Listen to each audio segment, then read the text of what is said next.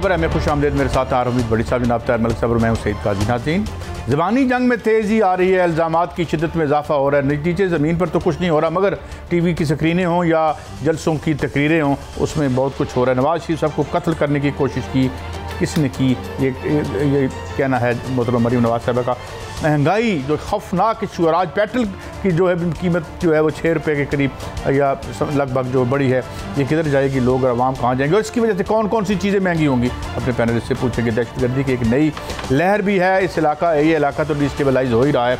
अल्लाह ताला हमें अपने हिफ्ज़-ओ-मान में रखे। वज़ीर आज़म का दौरा है उज़्बेकिस्तान, जिसमें तालिबान ने 3 माह की जंगबंदी की मशरूत पेशकश कर दी है। तालिबान अब कुछ कर रहे हैं कोशिश भट्टी साहब के उन्हें ब्रीदिंग स्पेस मिले और वो पूरे अफगानिस्तान पर कब्जा कर लें, अपना पोस्चर चेंज कर रहे हैं। मगर मैं पहली स्टोरी पे आऊँगा।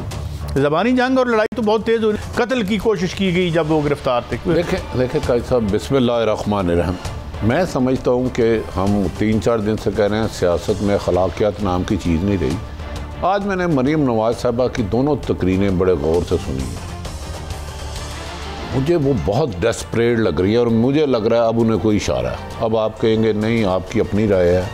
आज बड़े दिनों बाद आसम सलीम बाजवा जो सी पैक के पता नहीं से चेयरमैन है, ये क्या है, उन्होंने कहा रसीदें निकालो वरना हमें निकलवानी आती है।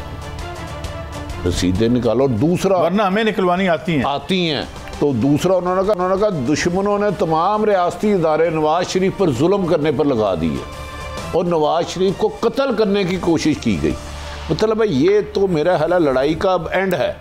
उसके बाद मुराद सईद और अली अमीन गंडापुर पे कोई पथराव भी हुआ और कहा जा रहा है, खबर शायद ये भी है कि फायरिंग भी हुई है। हाँ, मुझे लग रहा है कि मरीम नवाज के बाद अब शहबाज शरीफ साहब भी आएंगे, क्योंकि उनका ख्याल है, जो शहबाज शरीफ को तला दी है कि शहबाज शरीफ ने कहा कि जी मैंने बड़ा रिलीफ किया, इन्होंने असल आग जली है जो FIA वालों ने शहबाज शरीफ के साथ की है। मुझे बदतमीजी की है, मेरे साथ मेरी तजलील करने की कोशिश की है, और मुमकिन कि शहबाज शरीफ साहब भी आहिस्ता आहिस्ता अपने लहजे में ज़्यादा तलखी लाएं। लेकिन अभी तक मरीम की आज तकरीर के पीछे मुझे कोई बड़ा आंतों की हमायत लगती है। शहबाज शरीफ होगा। मरीम साहब ने जो इल्ज़ाम लगाया वो सुनवा देते हैं, फिर मलिक साहब आपकी तरफ आते हैं। नवाज शरीफ को जेल में कत्ल करने की साजिश भी की। नवाज शरीफ को जेल में कत्ल करने की साजिश भी की। नवाज शरीफ को जेल में कत्ल करने की साजिश भी की। मलिक साहब, डेस्परेशन है जिस तरह भट्टी साहब कह रहे हैं, बड़ी कंसिस्टेंट। अगर आप 3 साल देखें अपना मरीम के और नून के, मुसलसल यही है, एक दफ़ा एग्रेशन है, फिर खामोशी है, फिर एग्रेशन है, फिर खामोशी। मसला हल नहीं हो रहा आगे। मेरा ख्याल है भट्टी साहब जिस तरह कह रहे हैं, मुझे फिक्रमंद कोई नई बात नहीं, क्योंकि ये इससे ज़्यादा एग्रेशन मैंने सुना है। मैंने इनसे ज़्यादा जो सर्विंग लोग हैं उनके खिलाफ बातें सुनी हैं, इल्ज़ाम सुने हैं। तो मेरा ख्याल है मेरे लिए तो इसमें कोई नई चीज़ नहीं। एक चीज़ ज़रूर कह सकते हैं कि ये कोई थोड़ी सी उनकी ये फीलिंग हो सकती है कि आज़ाद कश्मीर उनको मिल रहा है या मिल सकता था, वो कोई डेस्परेशन हो सकती है, मगर ये रवैया नहीं है। मैं भट्टी साहब, मैं तो देखो यार, आप खबर के आदमी हो, अंदर के आदमी हो, मैं तो बाहर का आदमी हूँ। मैं आपको पहले कह चुका हूँ कि इस रियासती स्ट्रक्चर में से अब जो इनको फेवर्स होती थी वो नहीं होनी। तो ये भट्टी साहब कोई मतलब कैरेट एंड स्टिक वाली बात है, थोड़ा सा वो उम्मीद दिलाते हैं, फिर इनको कुछ मिलता नहीं है। देखिए, उम्मीद दिलवाते हैं तो वो गलत करते हैं ना, जो NRO देते हैं वो जराइम पेशा लोगों को। अगर किसी ने पैसा लूटा, अगर मैं साथ कह रहा हूँ, वो तो ठीक, वो डील करने वाला उससे बड़ा मुल्ज़म है। मैं फिर इन सियासतदानों को इनोसेंट कहूँगा। अगर मैं डाका मार रहा हूँ, मुझे डाके से रिलीफ बचा आप रहे हैं कानून से, तो आपसे मुझसे बड़े मुल्ज़म है। तो मरीम नवाज साहबा की ये जो गुफ्तगू है, मुझे लग रहा है कि ये कोई ऐलाने जंग। बट साहब, एक तीसरा रास्ता तो है, अगर आप मुझे क्या सेकंड करेंगे? बाजवा साहब भी रसीदें दे दें, ये भी रसीदें दे दें, दोनों कौम के सामने रसीदें रख दें। देखें काजी साहब, गुजारिश है, न वो दे रहे हैं। मेरी गुजारिश ये है, आसम सलीम बाजवा जर्नैल थे,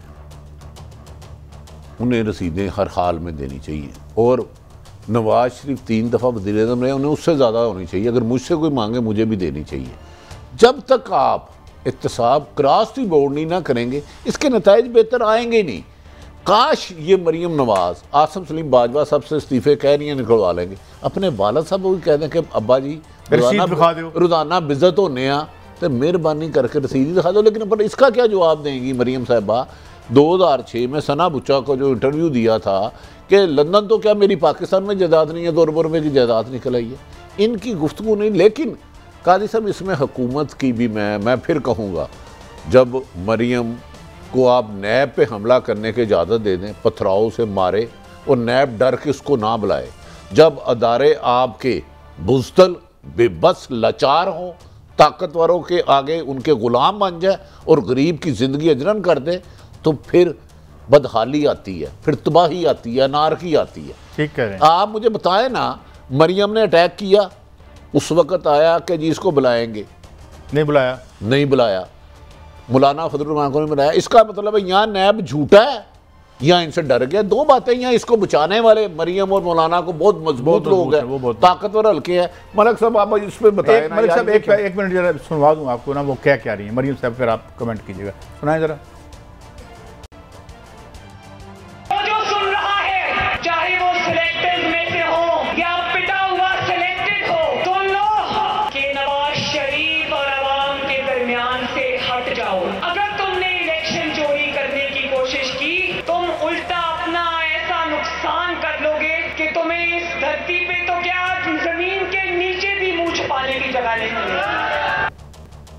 आप समझते हैं कि ये इतनी फॉर्मिडेबल फोर्स है नून लीग और मोहतरमा कि ये जो बातें कह रही हैं ये कर सकती हैं? अगर आप मेरी राय लेते हैं तो मेरे ख्याल में आज़ाद कश्मीर के इस इलेक्शन में नंबर 1 मरियम जा रही है। She is the most popular leader there. अच्छे बुरे की मैं बात नहीं कर रहा, ये मेरी राय, आप डिसएग्री कर सकते हैं। अब नहीं, क्या कोई सर्वे आया है? करोड़ पुलर है। हाँ अच्छा, आपने जो सवाल किया, वहाँ पे इजाज़त ही नहीं है। आज़ाद कश्मीर में आप सर्वे नहीं कर सकते। अब मेरा नाम मूखला है ना, आज़ाद कश्मीर नहीं, आप नहीं कर सकते। मैं कोट कर दूं, मैं कोट कर दूं, करें। आज़ाद कश्मीर में भी सर्वे हुआ यक वक्त और कि बीबीसी ने करवाया था इंडियन कश्मीर में भी। चले मैं उसको कोट कर देता हूं। हम उधर आते हैं। सर मैं आपको कोट कर रहा हूं। मैं अपने अल्फाज वापस ले लेता हूं, हालांकि मैं अपनी पोजीशन पे कायम हूं, मैं वापस ले लेता हूं। मैं आपको मेरा सिंपल पॉइंट ये है, मैं मरियम पे क्रिटिसिज्म करना चाह रहा हूं। मैं समझ रहा हूं इतनी सख्त बातें करके, एस्टैब्लिशमेंट फौज पे चढ़ाई करके मरियम इमरान खान को फेवर दे रही है। इमरान खान पे आप परफॉर्मेंस पे आ जाएं, आप लोगों पे आ जाएं, वो क्योंकि आगे महंगाई हमारा इशू आ रहा है। इतनी जो चीज़ें आपको सामने नजर आ रही हैं, आप उनको छोड़ रही हैं, आप मुश्किल बातों में चली गई हैं। मुझे तो लगा है जब आप एस्टैब्लिशमेंट पे चढ़ रही हैं, आपने सीधी NRO दे रही है इमरान खान को, आप सीधी बात करें परफॉर्मेंस किधर है महंगाई, आप अपने अवामी इशू पे आ जाए। सिंपल सा लड़ाई नहीं है। भट्टी साहब, लाहौर में 8000 बंदे नहीं निकाले, वहाँ वो बहुत पॉपुलर है। मरियम मलक साहब कह रहे हैं कि ठीक फरमा रही होंगी पॉपुलर, मैं उसकी पॉपुलरिटी पे नहीं जाता। उन्होंने कहा धरती में तो क्या ज़मीन में भी मुँह छुपाते फिरोगे। ये आप पता किसको इशारा कर रही हैं? आप अंदाज़ा करें, सेलेक्टर और सेलेक्ट को कराने वालों को मुँह छुपाते फिरें, ये किसको बुज़दिल कह रही हैं जिससे दुनिया कांपती है। दूसरी बात, मेरी मोहतरमा कह रही हैं अगर इलेक्शन चोरी हुआ, मुझे लग रहा है, इन्हें लग रहा है कि ये इलेक्शन लूज़ कर रहे हैं। रिजल्ट वो तो इलेक्शन डे बताएगा ना, मैं तो नहीं बता सकता। जब इनके वालिद मोहतरमा को सज़ा हुई और इनको सज़ा हुई, कितने लोगों ने ज़मीन में धंस गए, कितने लोगों ने खुद सोजी की, कितने करोड़ बाहर लोग निकले। जरा मुझे वो फुटेज भी दिखा देना। देखिए काजी साहब, एक तकरीर में निकला था या परनाला निकला था? नहीं, तकरीर में आप जज्बाती तकरीर कर सकते हैं। आपने पंजाबी फिल्म देखी है ना, मदर शाह और प्रेम चोपड़ा कहता जाके चुक लिया ओनू, वो बंदा जाता कहता मैंने चुक पै गई है। ओ भाई तानू तो चुक पै गई थी जब लाहौर से आप इस्लामाबाद आए, इस्लामाबाद से लाहौर आए थे जुलूस निकालते हुए। दाता साहब 10-25 हज़ार बंदा आपसे इकट्ठा नहीं हुआ था। लेकिन मैं कह रहा हूँ मरियम को अंदर से एक लफ्ज़ कह रहा हूँ, इसको ज़्यादा मुझे टटोलिएगा ना, और बाहर से सपोर्ट मिली है। मैं नून लीग के 2-3 लोगों से मैं हैरान हूँ। उनका ख्याल है, अब मलक साहब मैं आपको भी खबर दे दूँ, उनका ख्याल है कि इमरान खान में इतनी सख्त ही नहीं अपनी हुकूमत संभाल सके, इसको संभालने वाला को और है। जब तक हम उसको धक्का नहीं ना देंगे वो इमरान से पीछे नहीं हटेगा। ये तो मैंने इनसाइड खबर दे दी। इनसाइड थोड़ा सा मैं, आपने कहा कि मैं पूरी बात नहीं करूंगा, मगर अंदर से थोड़ा मैं वजाहत कर देना, अंदर से क्या सपोर्ट हो। बस मैंने कहा ये एक आला सतही मुस्लिम लीग नून का इजलास हुआ, जिसमें उसके बाद गैर मुल्की ताकतों से बात की गई, वो वीडियो कॉन्फ्रेंस हुई जिसमें नवाज शरीफ सब थे। उन्होंने कहा इमरान खान तो मैटर ही नहीं करता, इसकी हुकूमत गिराना 10 मिनट से भी कम का टाइम चाहिए। लेकिन जो सेलेक्टर इनको लाए हैं, जब तक उन्हें डिफेंसिव नहीं करेंगे, इमरान खान अगले 5 साल भी वो इसको मुसल्लत करा देंगे। ये अब एक नुक्ते पर ये पहुंचे हैं, अब इन्हें NRO के लिए पहुंचे हैं, मरियम चली जाए तो मौत हो जाए। मैंने आपको ये खबर दी नवाज शरीफ साहब पहले सुने, बाहर हुए हैं वजारत उज़्मा अपनी में, उनकी गवर्नमेंट थी जिस वक्त वो उनको सजा हुई है, और अब वो बाहर बैठ कर जो है जमीन में डांस देंगे। जरा मजीद सुनिए वो क्या कह रही हैं।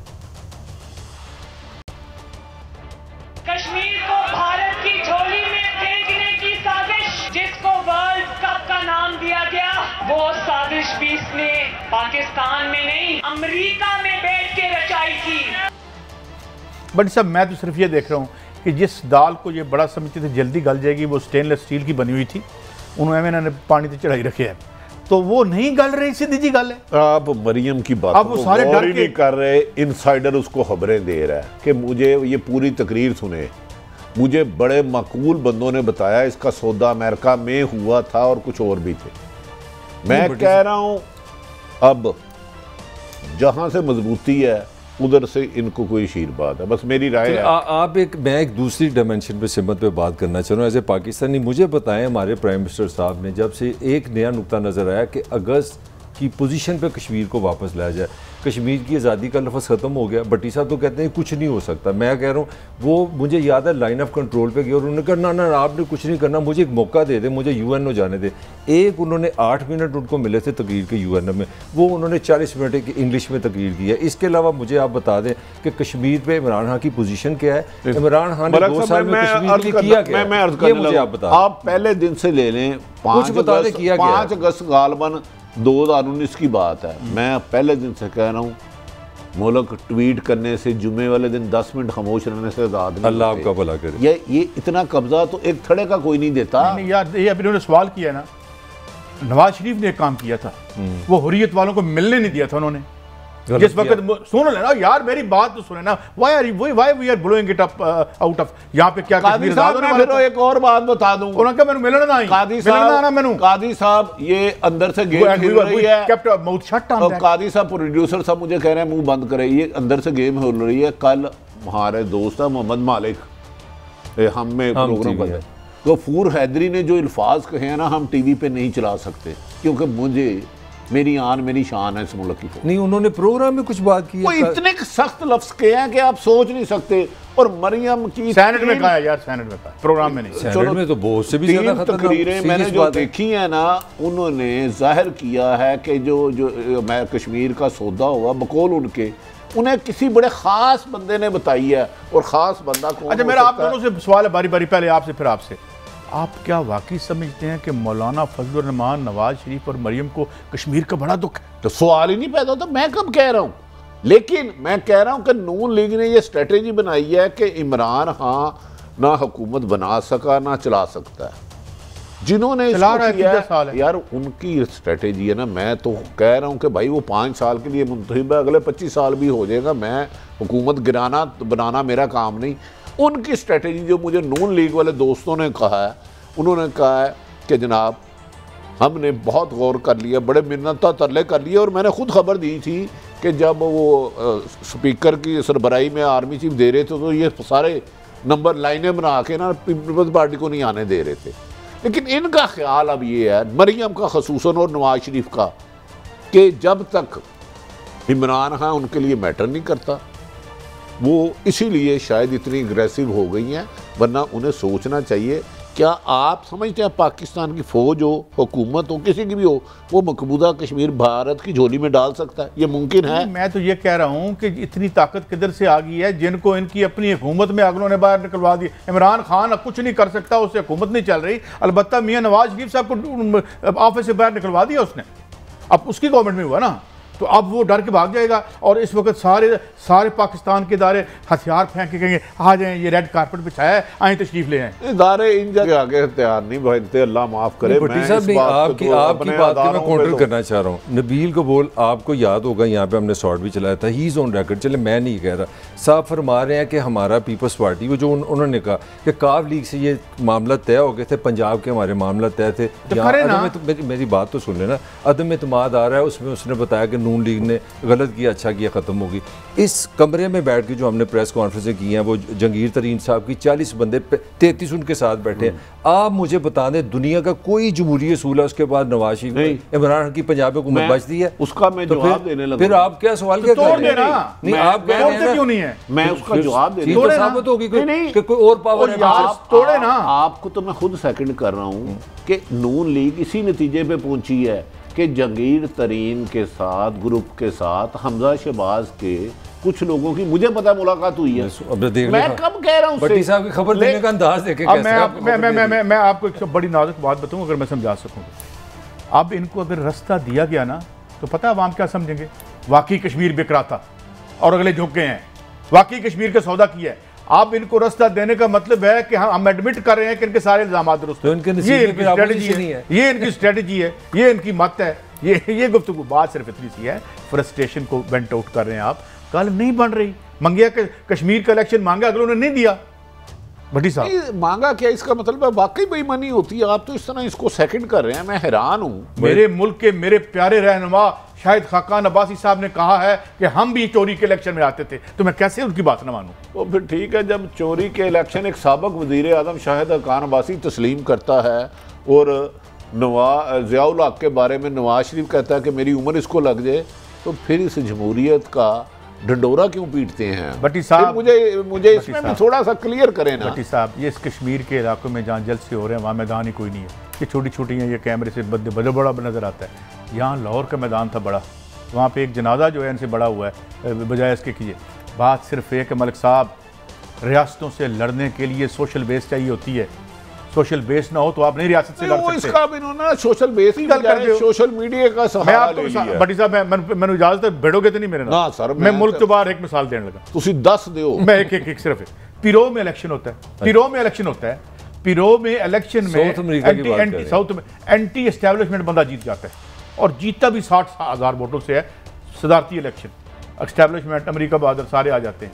उसके बाद क्या हुआ? मुसल्ला लोग जो हैं वो दरखलाकी की तरफ बढ़ना शुरू हो जाते हैं। उड़ा के रख देंगे तो साढ़े प्रेजिडेंट को किसी हाथ लाया थे, इधर आएंगे लोग। काजी साहब जो मर्जी के, इस मुल्क का सबसे बड़ा मसला मेरे लिहाज से फेयर इलेक्शन का है, और इसमें अपोजिशन हो, हुकूमत हो, मीडिया हो, हर बंदा इस पे बहस कर रहा है कि पाकिस्तान में हमें कोई ऐसा निज़ाम लाना पड़ेगा जब तक आप इलेक्शन फेयर को नहीं कंट्रोल करते हैं, आप कहीं नहीं जाएंगे। पाकिस्तान का इशू बन गया। 1000% आपसे एग्री करता हूँ, मगर जो खुद धांधली की पैदावार है वो मुझे कहते हैं मुझे फेयर इलेक्शन चाहिए। नहीं सर, मैं देखे वो क्या नहीं देखे, वो कह रहे हैं कि धांधली करो दोबारा मेरे लिए। तो उनको कहने मैं अर्ज करने लगूं, नंबर एक तो मुस्लिम लीग नून से ज़्यादा मैं हमेशा कहता हूँ धांधली कोई अच्छी कर ही नहीं सकता। यहाँ तो मुझे बताया कभी मैंने डिफेंड किया हो, लेकिन मेरा मौक़िफ़ ये है कि मरियम को, इमरान खान को चलो कुछ ताकतों ने सपोर्ट की है, मेरा भी अपनी राय है, इससे इख्तलाफ करें, लेकिन 3 साल इनकी टीम की नाकस कारकर्दगी, आज पेट्रोल बम जो आपने उस गरीब चेहरों पे फेंका है, उस नाकस कारकर्दगी का वजह कि मरियम को इतनी जुर्रत मिल गई है। अगर हुकूमत ने कुछ डिलीवर किया होता ना, कुछ तालीम, सेहत, इंसाफ के लिए, तबाह कर दिया इन्होंने। आखिर ये भी बात तो माने ना यार कादी साहब, नहीं मानते आप? बिल्कुल, मैं आपको इस पे मैंने पूरा सेगमेंट रखा हुआ है। ये जरा दिखाएं मरियम साहबा की मज़ीद गुफ्तगू। इमरान खान, ये बात तुम भी याद रखो और अपने बड़ों को भी समझा दो कि मुस्लिम लीग नून अब वो पुरानी मुफाहमत पसंद जमात नहीं है। मुस्लिम लीग नून अब मज़ाहमत करना सीख गई है। हाँ जी, हुन मज़ाहमत होगी जी। मैंने तो कहा ना वो ये अभी तक वो जिगजैग चल रहा है। मरियम का ये सबसे बड़ा साहब, इसमें एक ही लफ्ज़ है, इमरान खान को तो याद रख ले। इमरान खान को तो अब मैंने नून लीग के लोगों से पूछा, वो उनके ख्याल में इमरान खान मैटर नहीं, उन्होंने अपने बड़ों को भी समझा दो। कादी साहब थोड़ा सा देखें, कोई आग इन्हें ऑक्सीजन मिली है, कुछ अंदर से मिली है या बाहर से, मेरी अपनी राय है। मेरा ऑक्सीजन से ज्यादा पब्लिक ना मायूसी मिली है भट्टी साहब, इनके लिए बाहर नहीं निकलेगी। इसमें मैं आपको 100% सेकंड करता हूं। मैं एक और भी बात बताता हूँ, यहाँ पे अगर मज़ामती सियासत की है इस मुल्क में, तो पाकिस्तान पीपल्स पार्टी पुराने वाली उसके वर्करों ने की है।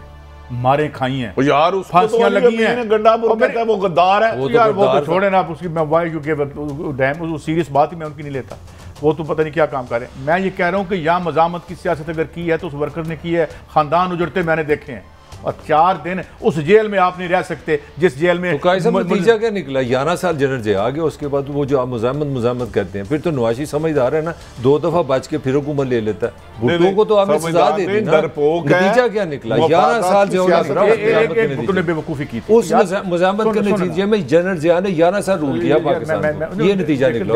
ये भुट्टो ने एक बड़ी बेवकूफ़ी की, जब आखिरी दफा उसके पास माफीनामा लेके गए ना, उसे चाहिए था कि नवाज शरीफ की तरह पाँव में बैठ जाता, बिल्कुल समझदारी पाँव में बैठ जाता, जिस तरह भट्टी साहब ने खबर दी ना थी। देखिए वो गीदड़ की 100 साल की जिंदगी, शेर की जिंदगी, वो जमहूरियत में गई, भुट्टो गया, ज़ियाउल्लाह को 11 साल। सियासत में ना असूल समझते हैं ना जुबान का पैरा समझते हैं, आप बेज़मीरी से सिर्फ इक़्तिदार के साथ चिमटे रहने को कामयाबी समझते हैं, तो ये इनको नसीब है। बट मुझे एक बात बताएं, मेरा बेटा है, मैं आपकी मिसाल नहीं था, मैं बेटे को कहूँ बेटा मफाद परस्त हो जा, पैरी पे आ जाया कर, जितना लम्मा पे आ गया कर, बूट पॉलिश करके चटिया भी कर, अगर कम रियासती ढांचे में मेरी बात सुने, मैं आपसे पूछ रहा हूं, मैं आप रियासती ढांचे के रिप्रेजेंटेटिव नहीं है, आप एक ह्यूमन बीइंग है। Can you ask your son to be like that? नहीं, आपने जिंदा रहना है, आप सर्वाइवल के जानवर हैं, आप किताबों की बातें बात नहीं करें। इस रियासती ढांचे में आप सियासत नहीं कर सकते असूल की। नहीं भाई, आप चीखवेरा बेवकूफ था, जिन लोगों ने तारीख में यहाँ पे होगा, करबला में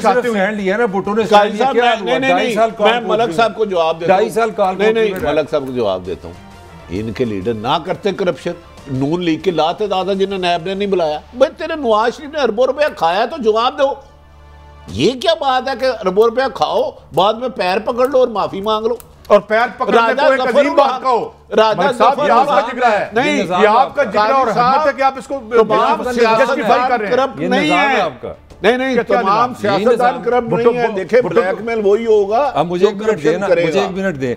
एक बंदा असूल पे खड़ा हुआ, 2.5 साल काल कोठरी में जाके इस दुनिया से चला गया, ये उसका एंड हुआ, उसकी पार्टी भी खत्म होगी, बच्चे उसके खत्म हो गए, बीवी खत्म होगी, कोई नहीं बचा। उसके बच्चे रियासत नहीं खत्म कर सकी, जरदारी साहब ने खत्म की है, वो बात की बात है। मुझे और आज ये हुकूमत कर रहे हैं। सुन ले, आपने जुल्फ़िकार अली भुट्टो को फांसी किस दौर में लगी थी? नहीं, आखिरी में आपको हमें बुज़दिली, मेरा नुक्ता नजर लेंगे, बुज़दिली और बेहमीती का दर्ज नहीं देना चाहिए। फांसी कब लगी थी? 79 में, 79 21 और 21 42 साल।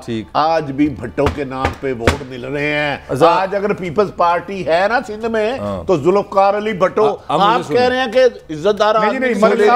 मुझे सुने भट्टी से, गाई साहब आप बाद में बोलिएगा, जिस आप भुट्टो की बात कर रहे हैं उसका बेटी का बेटा इसीलिए चुप करके अमेरिका चला गया कि हम इलेक्शन नहीं लड़ सकते, इतना महदूद उसने कर दिया सिंध तक। जो मेरा आर्गूमेंट है भुट्टो ने असूल की सियासत की, भुट्टो ने पाकिस्तान अवाम की सियासत की, उसने जमहूरियत की सियासत की, उसको सज़ा मिली 2.5 साल काल कोठरी और उसके बाद उसकी जान ले लिया आपने। उसके बाद नवाज शरीफ ने सियासत की, वो पाँव पड़ा, 10 साल बाद वापस आया, फिर वज़ीर आज़म बन गया। अब बताएं जो बेनज़ीर का भाई बेनज़ीर के दौर में मारा गया, किसने मारा? फिर सच्ची बातें पूछेंगे ना, ज़ियाउल हक पीपल्स पार्टी नहीं खत्म कर सका, मुशर्रफ नहीं कर सका, जरदारी साहब ने किया। कि इस माशरे में आपने प्रिंसिपल सियासत को नहीं मलिक साहब एक अब क्या हम आप ये सबक दे रहे हैं कि हमारे तमाम लीडर बेहमियत हो जाएं? सुने ना, आपका फलसफा ये है कि हर बंदा रिश्वत ले, जो रिश्वत लेता है वो ठीक, आप जस्टिफाई कर रहे हो, आप जस्टिफाई कर रहे हो, यू आर सपोर्टिंग रिश्वत, यू आर सपोर्टिंग बेहमियती, ये रियलिटी है, हो रहा है। तो कहना कोई भी कर रहा है, गंद है। हम रिश्वत को इसलिए आप जवाब दे रहे हैं मलक साहब, काजी साहब मैं सिर्फ 3 सेकंड देता हूं। मलक साहब की तो अपनी राय है, काजी साहब वेरी सिनिकल। अल्लाह और अल्लाह के रसूल ने जिस चीज से मना की है ना, उसके हक में दलील देना भी पकड़ आ जाती है। अल्लाह कहते हैं रिश्वत लेने और देने वाला जहन्नमी है। हम सारी उम्र बुराइयों से नहीं बचते, जहन्नुम ना जाए, वो रिश्वत को कुछ नहीं कहता। क्या आप यही सबक देते हैं अपने स्टूडेंट्स को भी कि जिंदगी में रिश्वत लो, अगर फायदे के लिए बेहमिती करो, पाँव पड़ जाओ? किताबों से जिंदगी नहीं चलती। यार मैं आपसे सवाल पूछ रहा हूं, किताबों को गोली मारे। सुने ना, Would you teach them? मैं टीच क्या करूंगा? जब माशरे में आप अच्छा करेंगे तो आपको रिवार्ड मिलेगा, आप अच्छा करेंगे। इस सोसाइटी में रिवार्ड हर उस बंदे को मिला है। गोली मारे, मैं आपसे पूछ रहा हूं, आप कह रहे हैं बेटा कंप्रोमाइज करना, रिश्वत लेना, माल बनाना। इनकी राय है, मैं इस पे मैं तो इसका सख्त इख्तिलाफ करता हूं। ये तो यहाँ की रियलिटी ये जहन्नम में जाने का रास्ता, रिश्वत, जहन्नम में दोजख, दोजख जिसका एक नमा कई हजार साल का होगा। लेकिन बहरहाल हर एक की अपनी राय है। अच्छा बड़ी आगे चलते हैं, छोड़ें इसको। भट्टी साहब, वही जो अपना ये है महंगाई का जो मामला आपने कहा था कि हम इसको टॉप पे रखें, ये जो आपकी मिसाल के तौर पे कीमत पेट्रोल की बढ़ रही है, ये इन शैकल से तो हम नहीं निकल सकेंगे। देखें कादी साहब, बदकिस्मती है हमें मरियम की बेमकसद बढ़कें और हुकूमत की बढ़कों को करना पड़ता है। अल्लाह जानता है 98% लोगों का ये है महंगाई जो इन्होंने पेट्रोल पंप इस मुल्क की 95% आबादी के मुंह पे फेंका है ना। मैं इमरान खान साहब को कहूँ अल्लाह का वास्ता है, बनी गाला का पता नहीं कितने एकड़ में वो घर है, मुझे नहीं पता, 300 कनाल में, 300 कनाल में, खुदा रसूल का वास्ता है। आप कहते हैं मैं बड़ा जानता हूँ पाकिस्तान, आज किसी कच्ची आबादी में जाएं, आज गौशाला जाएं, सांदा जाएं या पुरानी एरिया में जाएं और देखें गुर्बत कैसे मांग रही, नाच रही है। हमें इन्होंने इसी उलझन में चाया हुआ है। नवाज शरीफ ने इमरान को गाली दे दी, इमरान ने नवाज शरीफ को कर दी, बिलावल ने ये कह दिया, ये कह दिया। असल इशू ये है, जब ये महंगा होगा, 5 रुपये पेट्रोल, रोज़मर्रा की अशिया की हर कीमत में इजाफा हो जाएगा। और दूसरी सुने, अपने लिए जहाज और असासे लेने के लिए बिजली की कीमत भी बढ़ाई जा रही है, बिजली बम भी गिर रहा है। इन्होंने जला के राख कर देना कौम को। नहीं, ये वज़ीर आज़म की जिम्मेदारी है। इन्होंने कहा था जब बिजली और गैस पेट्रोल की कीमत महंगी हो तो समझो तुम्हारा वज़ीर आज़म करप्ट है। मैं नहीं कहता, ये मेरे अल्फाज नहीं है। तो अवाम को रिलीफ देना, टैक्स कलेक्शन करना वज़ीर आज़म पाकि हुकूमत की जिम्मेदारी है। नहीं कर सके ये करे ना, 10% पे मैं कहता हूं डॉक्टर सईद का काम नहीं है, आरिफ हमीद भट्टी का काम नहीं है, ये हुक्मरान वक्त का काम है। हुकूमत बचाने के लिए काफ लीग साथ मिलाई ना, MQ साथ मिलाई ना, JDA बस पता नहीं साथ मिलाई ना, और जंगीरतन ग्रुप भी बनाया ना। तो अवाम की सहूलतों देने के लिए 2-4 डाकुओं को भी लटका देते। भट्टी साहब, मैं कहता हूँ कि डॉक्टर इकरामुल हक की ये जो कमेटी थी ना, टैक्स रिफॉर्म कमेटी, खुदा की कसम उस पर ही अमल कर जाते ना, इनका रेवेन्यू भी बढ़ जाना था और इनके मसाइल और ये कर नहीं, आपने रोका उसे? नहीं, मैंने क्या रोका, मैं तो पॉइंट आउट कर रहा हूँ। फिर जहाँ इन्हें अपना मफाद होता है, मेरे हुकूमत के 5 साल पूरे हो जाएं तो आप अवाम को ज़िबा कर दो, आप अपोजिशन को ज़िबा कर दो, साफत को ज़िबा कर दो। जहाँ गरीब के लिए होता है, आपने कहा ना डॉक्टर इकराम साहब ने कहा था, तो उन्होंने अवाम के लिए कहा होगा ना, उसका डॉक्टर इकराम साहब को तो नहीं फायदा होगा। तो करती हुकूमत, लेती स्टैंड। एक तरफ मैं और आप खुद कह रहे हैं। अच्छा भट्टी साहब, मैंने आपकी स्टोरी आना है, आइए मैं ये मुझे बताएं और कौन कौन से पेट्रोल बम ये सारी आनी। पहली तो सबसे बड़ी, इससे बड़ी कोई मौकरी नहीं हो सकती कि इस मुल्क में एक बजट आया था। आपने जो कहा था ये गरीबों का बजट है, इसमें टैक्स नहीं है, ये इससे ज़्यादा कोई इंसल्ट अपनी आवाम की कर सकती है हुकूमत? 15 दिन नहीं, अभी तो स्याही भी खुश नहीं बजट की, आपने आज बम चला दिया है। भट्टी साहब ने आपको बता दिया, ये आपका जो इदारा शुमारी आता है, ये गवर्नमेंट ऑफ पाकिस्तान जो इमरान खान के मतहत है, वो कह रहा है, सुने ज़रा गौर से, वो कह रहे हैं कि पाकिस्तान में जितना बंदा नीचे है ना, जितना बंदे की आमदनी कम है, उसके लिए महंगाई ज़्यादा है। क्योंकि जो बुनियादी चीज़ें वो इदारा खुद कह रहा है, पिछले हफ्ते, अभी ये पेट्रोल की मैं बात नहीं कर रहा, 23 बुनियादी चीज़ें जिसमें खाने पीने की चीज़ें शामिल है, चीनी हो गई, घी हो गया, आटा हो गया, 23 चीज़ों की कीमत इजाफा हुआ है। और मैं हैरान रह गया डाटा पढ़ के कि जो 17,000 से नीचे का आमदनी वाला बंदा है, उसके लिए महंगाई की शरह 16% है, 16%। यानी कि अगर वो 100 रुपये उसके पास आज है, जब 16% महंगाई होगी, 16 रुपये कम हो जाएंगे, तो उसके ऊपर 84 रुपये उसके रह गए, आपने 100 ऊपर से आगे और सुन लें। अभी इन्होंने फर्नेस ऑयल पे भी सेल्स टैक्स लगाया हुआ है, वो 17%। जब आप फर्नेस ऑयल पे लगाएंगे तो फर्नेस ऑयल IPPs के पास जाएगा, वो बिजली बनाएंगे, वहाँ पे भी महंगी होगी। आज हमारे प्यारे अजीम जो वज़ीर इत्तलात है, उन्होंने फरमाया कि चाइना में 190 रुपये का लीटर है पेट्रोल, हमारे यहाँ 100 अभी भी सस्ता है। तो भाई चाइना की आमदनी भी मुझे बता दो ना, वहाँ पर कैपिटा कितनी है, बराबर कर दो, 190 का कर दो यार। अच्छा, ये हम अक्सर हमारे हुक्मरान, अमेरिका में पेट्रोल इतना है, बरतानिया में इतना है, उधर एक सेलमैन की कीमत ना मिनिमम 2 लाख रुपए सैलरी महीने की, वो नहीं बताते। सेलमैन तो यहाँ सेलमैन को आप देते हो 14-15 हज़ार। ओ खुदा का खौफ करो यार, ओ कब तक झूठ बोलोगे? $90 बनते हैं भट्टी साहब, ये $90 बनते हैं सैलरी, जो इसको आप 14,000 कह रहे हैं। काजी साहब, मलक साहब, मैं वहाँ 1 घंटा की उजरत $6, $7, $8 तो आप यहाँ के गरीब मजदूर की रजिस्ट्रेशन पे काम कर रहा है। भट्टी साहब, अमेरिका में जो प्राइसेस आप गई हैं ना, आप UNO की खबर भी दे रहा हूँ, दो फिगर्स आ रहे हैं। 34.5% की कीमतें उनकी अशियाए ज़रूरिया खाने पीने की चीज़ों की बढ़ी 34% और 34% बढ़ी है। और वर्ल्ड में यूनाइटेड नेशन कहती है 40% बढ़ी है। और कोरोना के बाद जितना खर्चा हुआ है रियासतों का, अब ये अवाम पे डाला जाएगा और इसमें खौफ ये है कि अवाम की तहरीकें हर मुल्क में उठेंगी। अच्छा, इसका मतलब है कि अब अमेरिका से लोग 20-25 लाख रुपया देके पाकिस्तान आएंगे। वो लगता है खान साहब हो गई ना, आमदन कम हो गई। खान साहब ने कहा था एक वक्त आएगा अमेरिका से लोग साहब अमेरिका के लोग यूसुफ इसीलिए आए हैं। अमेरिका के लोग अपने मेयार जिंदगी का मुकाबला आपसे नहीं करते। वो सोचते हैं मैं 6 महीने पहले कहाँ था। आज फेडरल रिजर्व को बयान देना पड़ा कि ये जो कीमतें बढ़ी हैं हम इसके कुछ करते हैं। They are terrified. अच्छा, American ruling class is terrified. मैं आपकी बात कर रहा हूँ। अभी एक और मैंने भूल गया मैं बात, ये जो गरीब लोगों को, गरीब चले छोड़ दें, जो कम बिजली इस्तेमाल करते हैं ना, उनके लिए सब्सिडी हुकूमत देती है। उसमें भी हुकूमत ने आराम से 86 अरब रुपये निकाल लिया। यानी कि जो पहले किसी हुकूमत चलो गरीब आदमी को सपोर्ट कर दी थी ना, हुकूमतों का यही काम है ना, यूनिट था, ठीक है ना। अब वहाँ से भी उन्होंने 86 अरब निकाल लिया। अब नीचे और प्रेशर आएगा। आपके ख्याल में वज़ीर आज़म इमरान खान साहब को महंगाई और गुड गवर्नेंस पे फोकस नहीं करना चाहिए था? ईमानदारी से बताएं। मैं पहली बात देखिए, मैं और आप तो एक मिडिल क्लास है ना, हम तो अरबपतियों के घर पैदा नहीं हुए। मैं उनके लिए तो बोल नहीं सकता, I can not speak for him.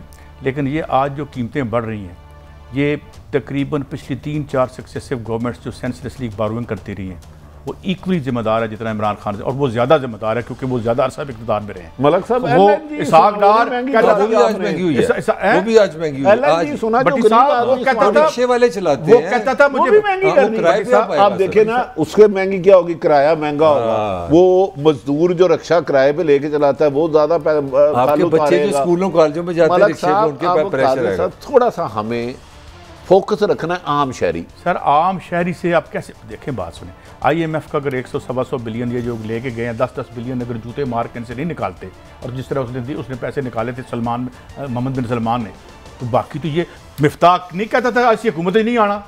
They are more responsible. They are criminal. They are responsible. They are criminal too. और Imran Khan could not deliver. मुकादी साहब वो क्रिमिनल है, लेकिन 2.5 साल आप वज़ीर आज़म और साबिक़ वज़ीर आला को पकड़ते हैं तो फिर रिकवर भी तो करें ना। ये कम से कम ये तो मुतालबा कर देना। कल जब मैंने आपको बता दिया था कि ये तमाम तालीमी इदारे इस तबके के लिए बंद हैं, तो फिर बंद है ना भट्टी साहब। फिर मुझे बताएं, मैं आम शहरी जो मुझसे पूछता है कि आपके बड़े मारते, उसको क्या जवाब? भट्टी साहब, ये जजेस को यरगमाल बना लेते हैं। भट्टी साहब, आप अल्लाह का शुक्र अदा करें। चलो छोड़ो, भट्टी साहब, आप पूरा मुल्क ही यरगमाल बनाया, इधर इंसाफ लेके दिखाएं। चलो, जिस अदारे में आप कहते हैं इंसाफ है, मैं सुबह जाके एक दरख्वास्त देता हूँ। मैं आपको बताता हूँ इंसाफ का है। आपकी जो पिंडी की रिंग रोड है उसमें किसी सियासतदान का नाम नहीं है, कोई वजीर नहीं निकला। इतना अच्छा यार, आपको कमाल कर रहे हैं, अल्लाह का शुक्र। एक भी पकड़ लिया और जिसके कहने में उसने किया, जिसका कॉल रिकॉर्ड मिल गया, जिसके साथ उसकी लोकेशन मिल गई, मुझे आप ये बताएं, उसको रिवर में दिया, उनको सबने छोड़ दिया। ये इतनी बड़ी खबर दे दी है भट्टी साहब ने आराम से। देखे ना, मैं तो ब्रेक पे जाना है, मैं तो 2013 से इसी पोजीशन पे हूँ, मगर बात यह है कि आज जो उंगलियां उठा के इमरान कर रहे हैं ना, वो इमरान से बड़े मुजरम है इसमें, और दे आर लाइन शेयर उनका है इसमें, इस गंद डालने में। हमें उन्हें डिफेंड करते हुए शर्म से डूब मरना चाहिए। इमरान ने जो पुराने डाकुओं ने गंद किया वो ना करें, हम मेरा मौका नहीं कर सकते। भट्टी साहब, अब आप $125 बिलियन कहाँ ला के उनको दे, और वो $125 बिलियन से आधी आपकी सिविलियन एस्टैब्लिशमेंट जो है उन्होंने अपनी जेब में रखी हुई है। भट्टी साहब, जो तेजी से इंसाफ हो रहा था वो क्यों हो रहा था यहाँ पे? इसका मतलब है मकसद हुकूमत लेना है, हाँ, आवाम को रिलीफ देना नहीं, बस फिर नहीं। लेकिन मैं सिर्फ ये कहता हूँ कि हम इस प्लेटफॉर्म पर बैठ के भेड़े को भेड़ा और चंगे को चंगा कहें इंशाअल्लाह ताला, और किसी नवे भेड़े को इसलिए भेड़ा ना कहे कि पिछले भेड़े को फिर ले आए। नहीं, ब्रेक की तरफ जाते हैं।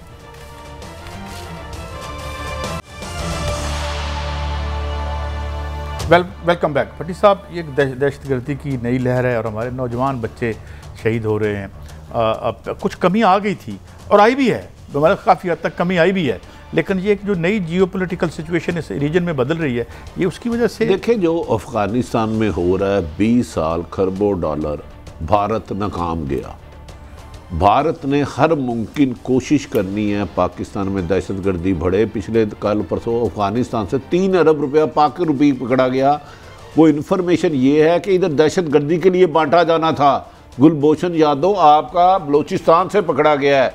क्या अमेरिका ये दुष्कस्त जो से अफगानिस्तान में हुई है वो नहीं करेगा? मैं इसीलिए कह रहा हूँ, अब वक्त आ गया है अदारों को, सियासतदानों को सियासत पे छोड़े और खुद मुल्क की वकार की तरफ। यार वो लड़ रहे हैं, वो तो कब से लड़ रहे हैं, नहीं, मुल्क के अंदर जंगें लड़ रहे हैं। एक जवान जो शहीद हुआ उसके घर कोई जाए, मैं शहीदों के घर जाता अच्छा, मैं उसकी 1 महीना पहले उसका बच्चा हुआ है और साल पहले उसकी शादी हुई। कादी साहब मुझे बताए उसकी पूरे मुल्क, उस कल जो नौजवान शहीद हुआ पूरा मुल्क, खुदा की कसम हम उसके उसके लाहद में उतरने का एक पल का भी हम नहीं दिया थे। लेकिन आपकी मरियम रोजाना उनको बुरा भला कहती है, उधर आप खामोश रहते हैं। कहती है कि आप अपने हमायतियों को भी जाके बता दो, जमीन में गेड़ देंगे। जैसे निहाल हाशमी ने कहा था तुम्हें जमीन क्या जमीन पे तुम्हारे बच्चे भी, बच्चों पे भी जमीन तंग कर देंगे। आज ये दूसरी चीज़ आपको पता है, अफगानिस्तान में चाइना को बड़ी अहमियत हासिल हुई है। लंबी बात नहीं करते, मगर आज हमारे वज़ीर इत्तलात साहब ने खुद मान लिया है कि जो दस्तू में जो वाक़या हुआ है उसमें कह रहे हैं कि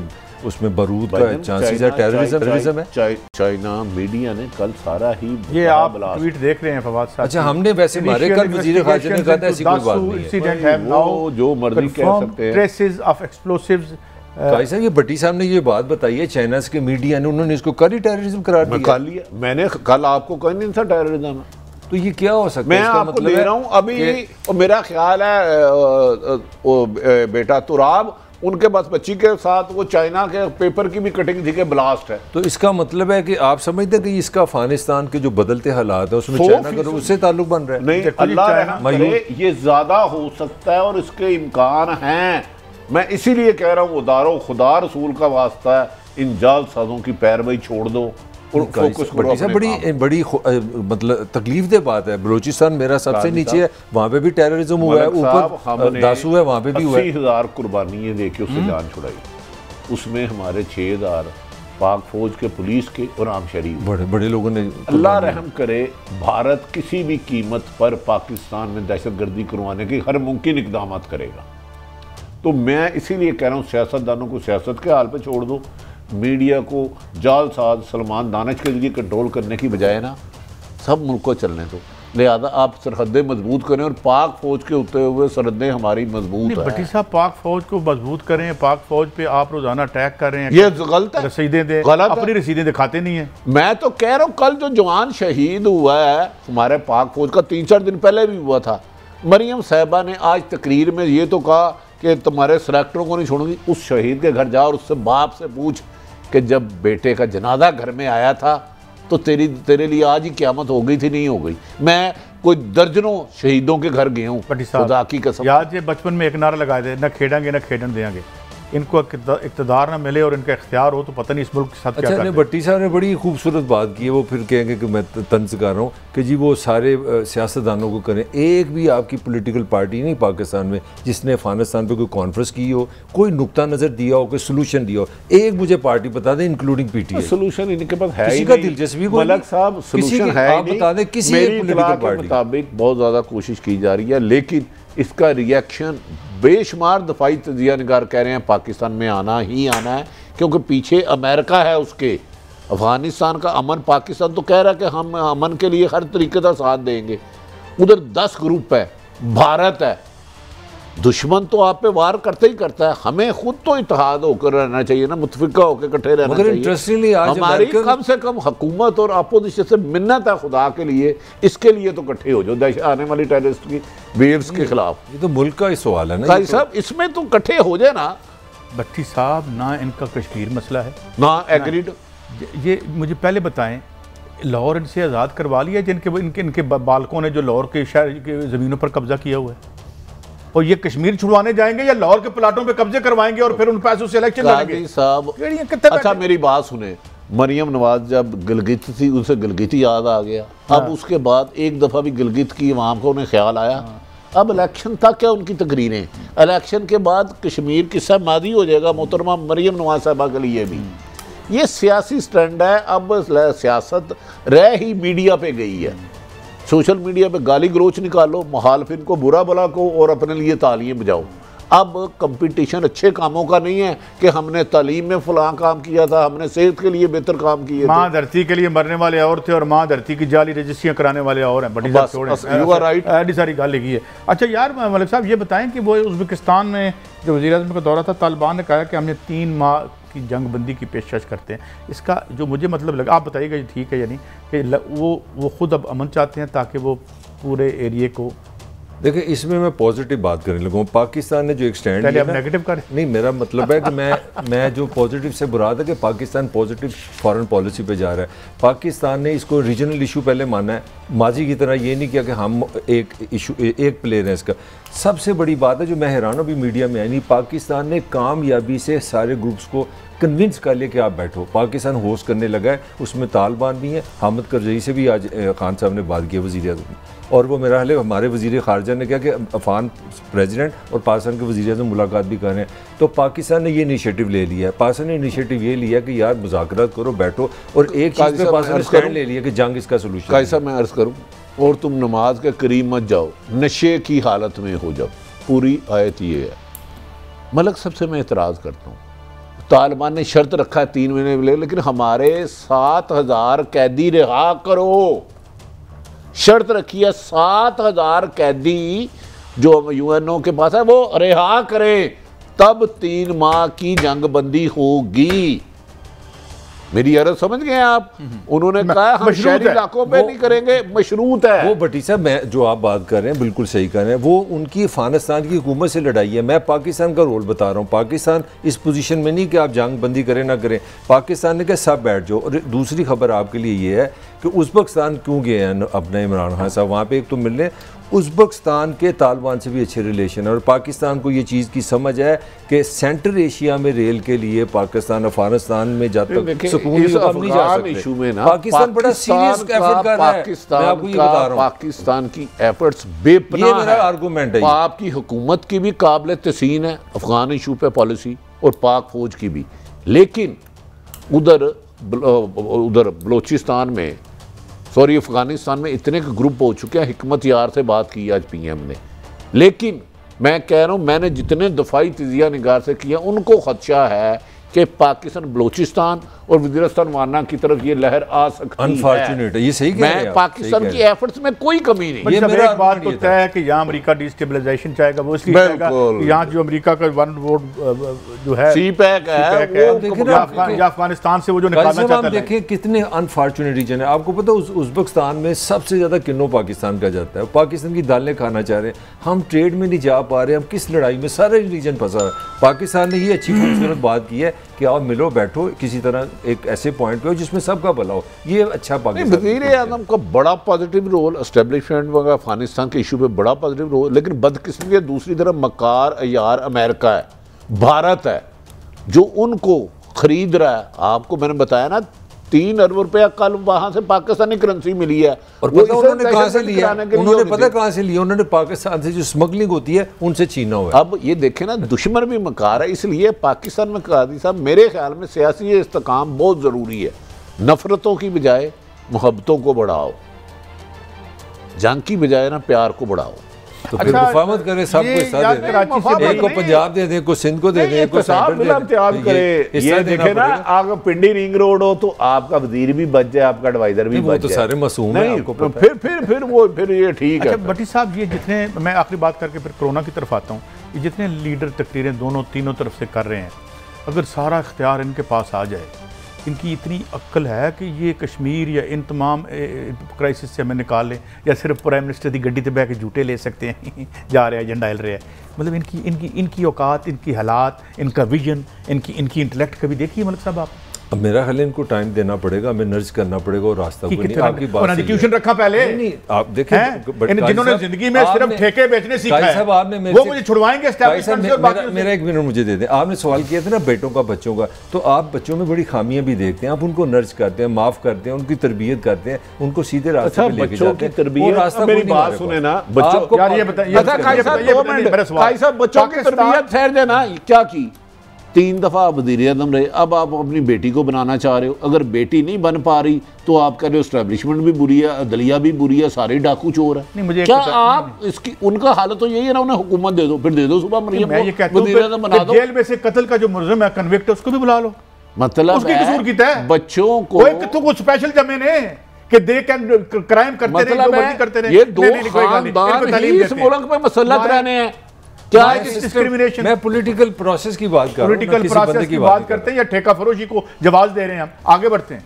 कोरोना बहुत बुरा वो आ गया वेरिएंट कराची में, और 19% गवर्नमेंट ये कह रही है कि दोबारा से खुदारा जो है वो शदीद एहतियात शुरू कर दें, डिस्टेंसिंग शुरू कर दें, और जो वैक्सीनेशन नहीं करवा रहे वो करवाएं। अच्छा जी, हमारी सब देखने वालों से गुजारिश है जी के खुदा के लिए मास्क पहने और सोशल डिस्टेंसिंग रखें, 1 फुट के फासले में रहें, बिला वजह बाहर ना जाएं। अपने लिए नहीं, अपने खानदान के लिए, अपने मुल्क के लिए, अपने रिश्तेदारों के लिए खुदारा इस पर सख्ती से इम्प्लीमेंट की जाए। ये हम थोड़े से डिले हो गए हैं। और नाज़रीन, ये भी हम बात आप समझ लें कि जो दिल्ली की सड़कों पे जो हुआ था, हमारा दिल रोता है।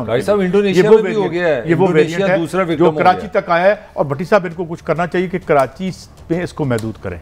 अगर वक्ती तौर पर जिस तरह भाई साहब वैक्सीन क्यों नहीं लोग लगा रहे, हुकूमत फ्री कर, या खुदा के वास्ते वैक्सीन लगा के आपको लाइफ थ्रेट खत्म हो जाता है। हम इतने काहिल हैं कि वैक्सीन सेंटर भी नहीं जा सकते। नहीं, वो जो वेरिएंट है चीखें मार रहे हैं, उसके साथ वो आंखों की बीमारियां हो रही हैं, फंगस जो है वो बन रहा है। तो इसलिए हम डरा नहीं रहे, हम कह रहे हैं बी केयरफुल। कादी साहब, वैक्सीन लगाने में नुकसान तो नहीं, फायदा ही है ना। और उसके बाद अगर मैं मास्क पहन लूं, सोशल डिस्टेंसिंग रखूं, एक छोटा सा पॉइंट, क्यूबा से मंगा लें। गिलगित बल्तिस्तान में, काजी साहब ये भी इंफॉर्मेशन लोगों को शेयर करनी चाहिए। गिलगित बल्तिस्तान में 22% है कोरोना। मैं ये नहीं कह रहा कि वो भी पाकिस्तान है, मगर वहाँ जो लोग टूरिज्म के लिए बड़ी एहतियात करनी चाहिए। मैं ये कहता हूं भट्टी साहब कि इनको, अच्छा कादी साहब, हम इधर कह रहे हैं लोगों को मास्क पहने, सोशल डिस्टेंसिंग रखें, ये मकबूजा, ये सॉरी कश्मीर में जलसे हो रहे हैं, कुछ भी नहीं होता। इलेक्शन कमीशन क्या अंधा है, उसे नजर नहीं आ रहा जब जलसों पे लोग एक बंदे ने मास्क नहीं पहना, एक बंदे में बंदा चढ़ा, कंधे के साथ कंधा लगा होता है। वो अंधा नहीं है, उसकी 6x6 नहीं, उसकी 12x12 नजर है। उसे पता है किसको फेवर करना है। ये सारे कंप्रोमाइज क्यों? Imran Khan government, sitting government कह रही है यार तो तुम जो है फेयर रेडी वाले को, अपोजिशन कह रही है तुम फेयर नहीं हो। अच्छा नहीं काजी साहब, एक राना सनाउल्लाह साहब ने कहा था, रेडी वाले को कहते हो आप मजदूरी ना करें, तेरे बच्चे भूखे मरे। क्लोजिंग है, एहतियात करें और अल्लाह ताला हमारे हुक्मरानों को अक्ल व शऊर दे। अब अगले हफ्ते फिर मिलेंगे। अल्लाह हाफिज़।